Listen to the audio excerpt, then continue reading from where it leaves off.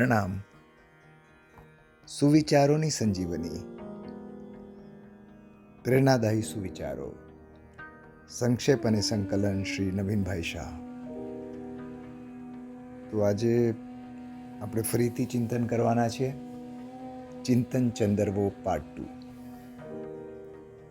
ખબર છે કે મારું કશું જ નથી, છતાં છોડવાનું ગજું પણ નથી.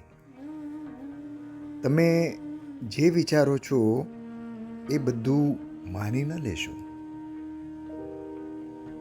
ફરી એકવાર, તમે જે વિચારો છો એ બધું જ માની ના લેશો. લાંબુ જીવવા માટે ધીમું જીવવું બહુ જરૂરી છે.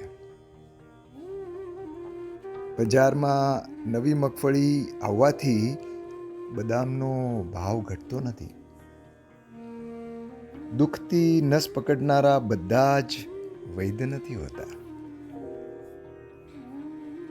માનવી ક્યારેય એકલો નથી હોતો. હું હંમેશા સાથે હોય છે. સંબંધોની જરૂર દરેકને હોય છે, પણ કદર કોઈકને જ હોય છે. નિયમ જ્યારે નિશ્ચય બની જાય, માણસ ત્યારે સફળ બની જાય. વખાણ થવા જરૂરી નથી, પરંતુ કદર તો થવી જ જોઈએ એટલે જરૂરી છે. ઓળખાણ થાય એટલે સંબંધની શરૂઆત થાય. ઓળખી જાય એટલે પૂરા થાય. નથી મળતું બધું જ જીવનમાં જે પણ તમને ગમતું હોય છે, તેથી જ કદાચ ઈશ્વર સામે માથું સૌનું નમતું હોય છે. ફરી એક વખત, નથી મળતું બધું જ જીવનમાં જે પણ તમને ગમતું હોય છે, તેથી જ કદાચ ઈશ્વર સામે માથું સૌનું નમતું હોય છે. આપણે પરફેક્ટ થવાની પ્રેક્ટિસ કરતા રહીએ, પણ રિલેક્સ રહેવાની રિધમને સમજતા જ નથી. દોડવું નિરર્થક છે. મુખ્ય વાત તો સમયસર નીકળવું એ છે. જીવનમાં કોણ આવીને ગયું એના વિશે વિચારવા કરતાં કોણ હજી તમારી સાથે ઊભું છે એ વધારે મહત્વનું છે. ખોટું લાગી જવાનું સાચું કારણ મોટા ભાગે તમે કહેલી સાચી વાત જ હોય છે. માણસ સમજે ઓછું અને સમજાવે વધારે, એટલે જ ઉકેલ ઓછો અને ગૂંચવાય વધારે. ચાલો, તો હવે આપણે વધારે ગૂંચવાવું નથી, પણ થોડાક પ્રશ્નો પૂછીને ગૂંચવવા તો માગું છું.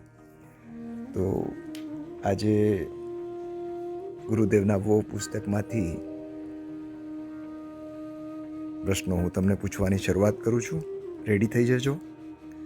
મનને સૌથી વધુ ગમતો દોષ કયો?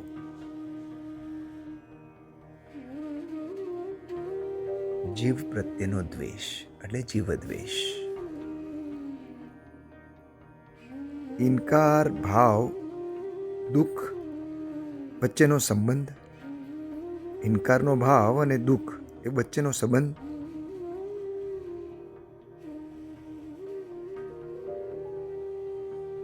દુર્ગધવત એટલે વિષ્ટા. છોડે નહીં તર છોડે નહીં એનું નામ. છોડે નહીં તર છોડે નહીં એનું નામ. સમય. સમજ સાહસ વચ્ચે સંતુલન શેનાથી? સમજ અને સાહસ વચ્ચે સંતુલન શેનાથી? વિવેકથી. માગ કરતા પુરવઠો કાયમ વધુ હોય એવી કઈ ચીજ? સલાહ.